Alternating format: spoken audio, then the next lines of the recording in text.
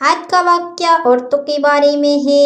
ایک ساس جو اپنی بہو پر بہت زیادہ ظلم کرتی تھی تو اس پر قبر میں بہت سخت عذاب نازل ہوا۔ تو پلیز ویڈیو کو آخر تک ضرور دیکھیں اور ہمارے چینل کو سبسکرائب ضرور کریں۔ گاؤں کے کنارے واقع ایک پرانی حویلی میں ظلم کا راج تھا۔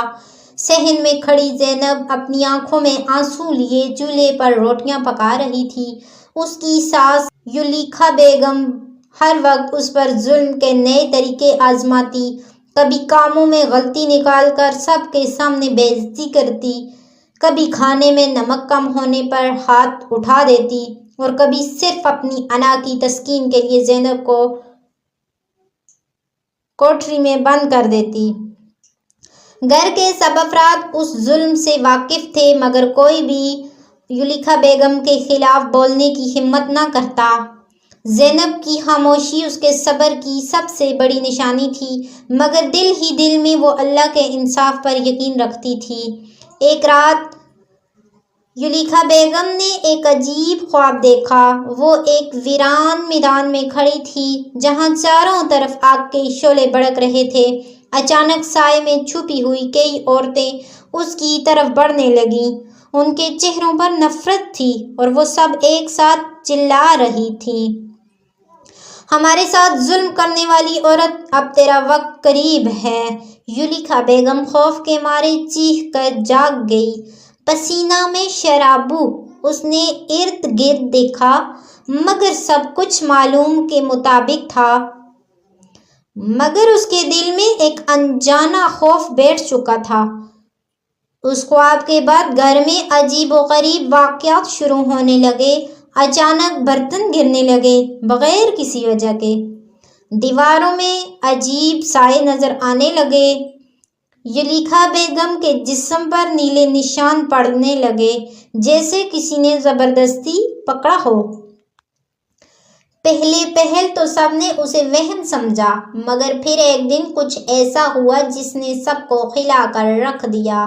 ایک رات زلیخا بیگم اپنے کمرے میں سو رہی تھی کہ اچانک دروازہ زور زور سے بجنے لگا، جیسے کوئی پوری طاقت سے دروازہ توڑنا چاہ رہا ہو۔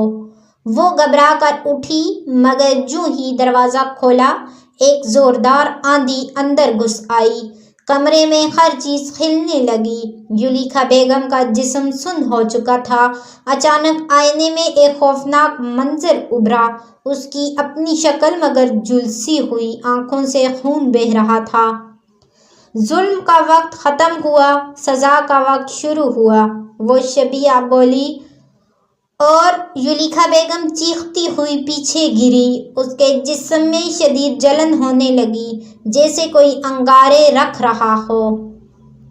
صبح جب گھر والوں نے دروازہ توڑا تو زلیخا بیگم بے ہوش پڑی تھی۔ اس کے جسم پر جلنے کے نشانات تھے مگر گھر میں آگ کا کوئی نام و نشان بھی نہیں تھا۔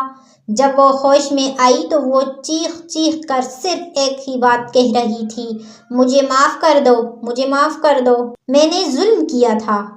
اس کے بعد وہ کبھی نارمل نہیں ہوئی، دن رات وہی خواب، وہی سائے اور وہی چیخیں۔ وہ گھر میں ہی قید ہو گئی اور کچھ ہی دنوں میں بیماری نے اسے گھیر لیا۔ ڈاکٹروں نے کہا کہ وہ اندر سے بالکل کھوکھلی ہو چکی ہے، جیسے کوئی چیز اس کی روح کو کھا رہی ہے۔ جب زلیخا بیگم نے آخری سانس لی تو وہی الفاظ اس کے لبوں پر تھے، بہو کے آنسو قیامت سے پہلے بھی حساب لیتے ہیں۔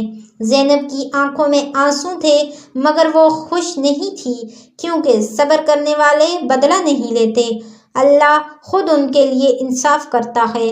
ظلم کا انجام ہمیشہ بھیانک ہوتا ہے، شاید دنیا میں دیر ہو مگر اللہ کی پکڑ سے کوئی نہیں بچ سکتا۔ اللہ پاک ہم سب کو ہدایت دے، آمین۔